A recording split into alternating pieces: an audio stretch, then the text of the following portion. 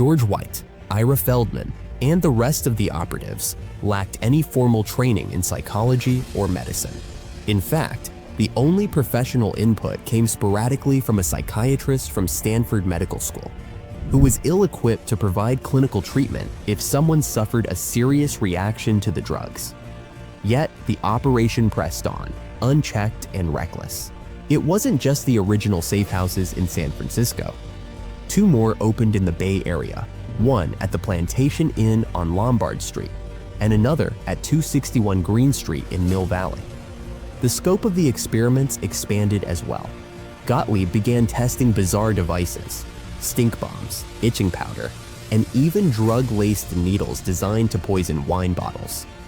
One particularly audacious test involved trying to dose an entire room with LSD using an aerosol can. The agents threw a party for the occasion, but a heat wave forced the windows open, rendering the experiment a failure.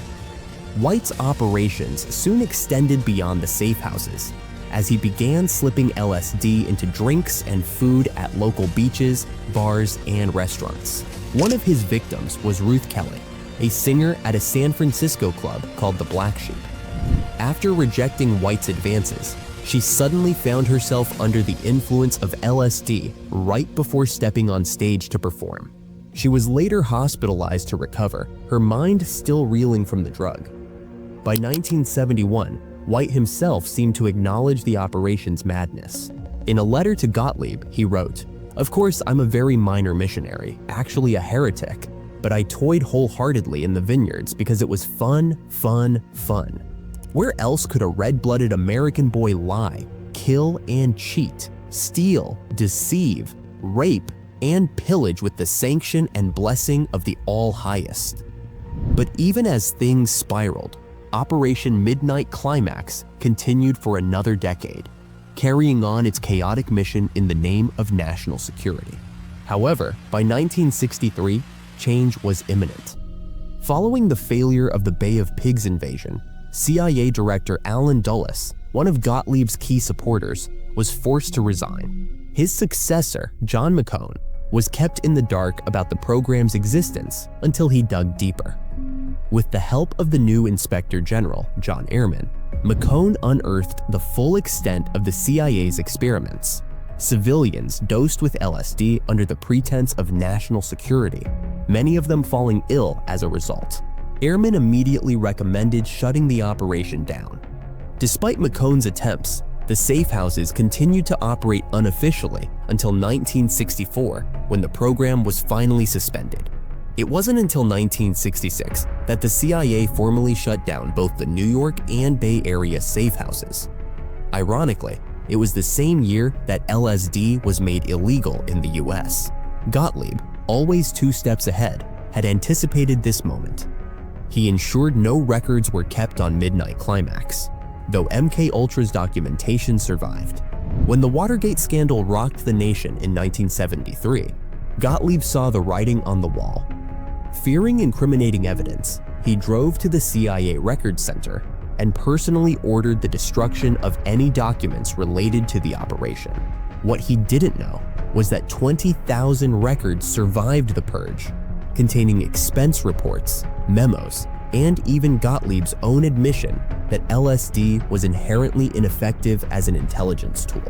With Richard Helms resigning as CIA director post-Watergate, Gottlieb retired, and the door seemed to close on this dark chapter of history. But his past wouldn't let him go. In 1974, investigative journalist Seymour Hirsch broke the MKUltra story in the New York Times, exposing the CIA's cruel experimentation on civilians.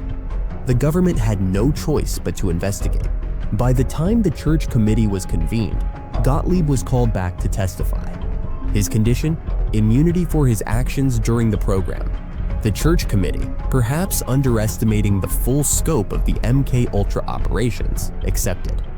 Gottlieb was seen primarily as a chemist working within the program, rather than its mastermind. Yet, when the time came, he feigned amnesia. In a private hearing, he claimed to have forgotten nearly everything: his superiors, the department he worked for, and the details of his assignments. He did admit, however, that other agents had experimented with LSD before releasing it to the public. In 1977, author John Marks filed a Freedom of Information Act request, seeking more details about the Covert program. Around the same time, George White's personal diaries were released, revealing disturbing insights into his involvement, as well as his interactions with Gottlieb and other CIA officials. However, none of the conspirators faced anything more than a slap on the wrist. In 1977, the Church Committee established a task force to locate the victims of the program. But with most of the documentation destroyed, finding those affected proved nearly impossible. Thousands may have been impacted, yet only a handful were notified of their involvement. Among them was Deputy U.S. Marshal Wayne Ritchie, whose strange and erratic behavior at a government Christmas party in 1957 had haunted him for years. After learning about the CIA's experiments, Ritchie pieced together the puzzle, realizing that he was likely one of the unwitting victims. Despite filing a lawsuit in the early 2000s, Ritchie's case was dismissed in 2005 due to lack of concrete evidence linking his actions to LSD exposure. So, who did Gottlieb's experiments ultimately serve? The tests were marketed as a safeguard against the growing threat of communism, but in the end, they seemed to ruin the lives of the very citizens they were meant to protect. And as we reflect on these dark chapters of history, one question looms large. How many more covert operations have unfolded or will unfold behind closed doors? What conspiracies have gone unnoticed or dismissed as paranoia that could merit a second look? Thanks for tuning in to Veil. Stay curious and keep questioning what you see.